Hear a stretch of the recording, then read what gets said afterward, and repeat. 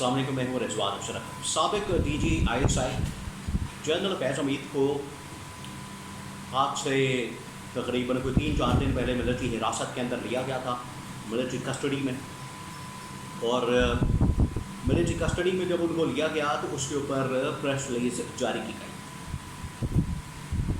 और press release के अंदर कहा गया कि जनरल फैज़ हमीद को जहाँ पर टॉप सिटी केस के अंदर गिरफ़्तार किया गया, टॉप सिटी केस के अंदर उनको पकड़ा गया है, वहीं पर उनके ऊपर कुछ ऐसे चार्जेस हैं जो कि आर्मी एक्ट की खिलाफ वर्जी के ज़ुमरे में आते हैं।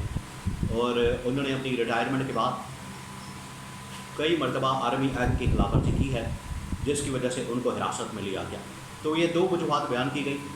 पहली वजह बयान की गई थी कि टॉप सिटी केस है, यानी करप्शन केस है, और दूसरी वजह बयान की गई कि आर्मी एक्ट की उन्होंने कई मरतबा रिटायरमेंट के बाद खिलाफ वर्जी की है, जिसकी वजह से उनको गिरफ्तार किया गया।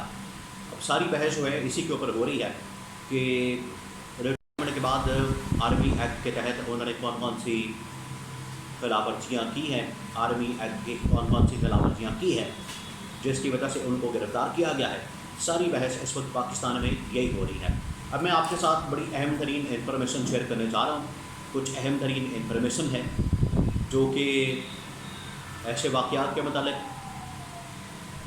जो रिपोर्ट हो रहे हैं, लोग उनके ऊपर बात कर रहे हैं, लोगों की जानिब से उनके ऊपर बात की जा रही है कि वो कौन से ऐसे वाक़यात या कौन सी ऐसी खिलाफ वर्जियाँ जो कि जनरल फैज़ हमीद ने रिटायरमेंट के बाद की हैं और उनको इस वजह से हिरासत में लिया गया है, जो कि आर्मी एक्ट की खिलाफ वर्जी के ज़ुमरे में आती है।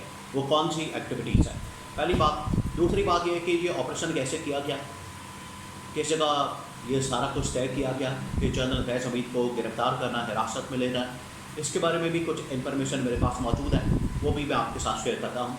और थर्ड ये कि अब इसके बाद इसके फॉलोअप में इसके बाद मज़ीद कितनी गिरफ़्तारियाँ हो सकती हैं, किन किन को गिरफ़्तार किया जा सकता है, किन के गिरद शिकंजा कसा जा सकता है, किन किन के गिरद शिकंजा कसा जा रहा है।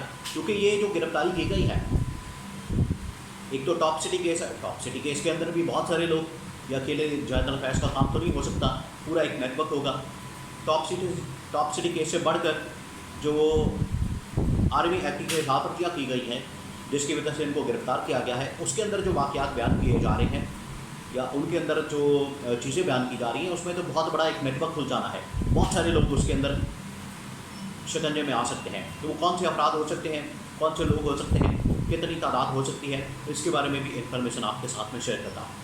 सबसे पहले मैं आपको बता दूँ कि ये किस वक्त फ़ैसला किया गया, इनके नॉलेज में था कि जनरल फैज़ हमीद को गिरफ़्तार करना है, और उसके बाद ऑपरेशन किया गया और जनरल फैज़ हमीद साबिक DG ISI को गिरफ़्तार किया गया।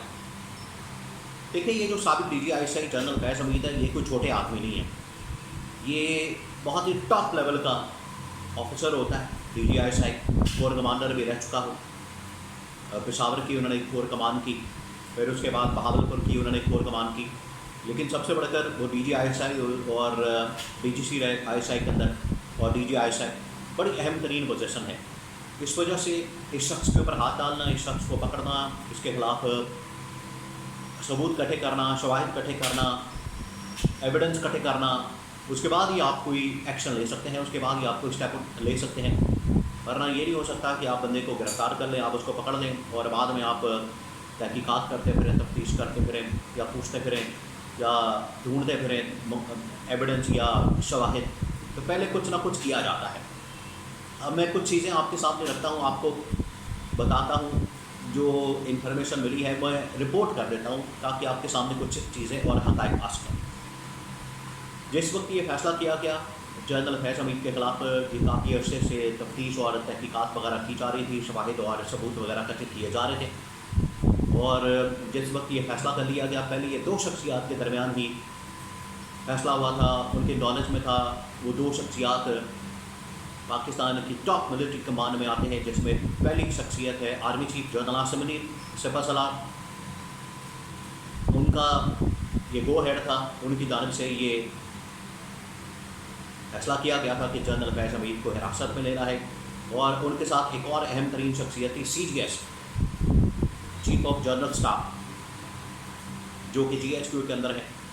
ये दो लोगों के दरमियान इस वक्त मालूमाती नॉलेज था, उनके दरमियान तबादला ख्याल हुआ था जनरल फैज़ हमीद की गिरफ़्तारी का। उसके बाद जिस दिन गिरफ़्तार किया जाना था, ये गिरफ़्तारी से एक रात पहले दोनों ने फ़ैसला कर लिया। अगले दिन जो है ऑपरेशन का फ़ैसला किया गया और उसमें MI और क्वार्टर मास्टर जनरल को MI के सरबरा MI के DG उनको ऑन बोर्ड लिया गया और क्वार्टर मास्टर जनरल को ऑन बोर्ड लिया गया। उसके बाद ये एक्शन लिया गया और बड़ा प्रिसाइज किस्म का एक्शन लिया गया। जनरल फैज़ हमीद को पकड़ा गया, गिरफ़्तार किया गया और उनको उस जगह पर मुंतकिल किया गया जहाँ मुंतकिल करना था। वहाँ भी उसी दिन ही उसी टाइम ही थोड़ी सी वहाँ पर आपको बताया कि जब किसी शख्स को ऐसे टॉप लेवल को आपने किसी जगह शिफ्ट करना है तो वहाँ पर कोई कमरा तैयार किया जाए, सेटिंग की जाए और वहाँ पर कोई रहने का बंदोबस्त किया जाए, गुजर बसर का इस तरह के मामला किया जाए। तो वहाँ पर उसी वक्त ये सब कुछ किया गया। तो ये बड़ा ही टॉप सीक्रेट किस्म का एक ऑपरेशन किया गया। ये पहली बात।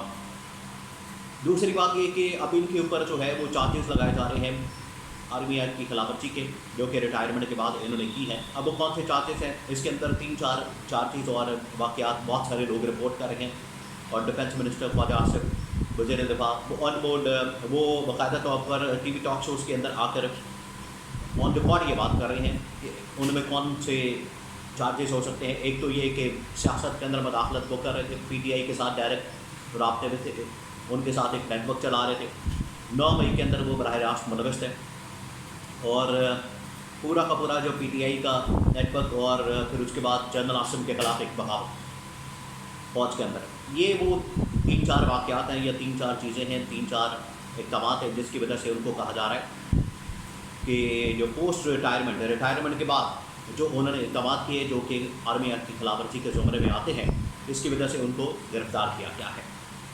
अब ये जो सारे काम किए हैं जिनका जिक्र किया जा रहा है, ये 3-4 चीज़ें और फिर उसके बाद टॉप सिटी का, ये अकेले आदमी का काम तो नहीं हो सकता, पूरा एक नेटवर्क है।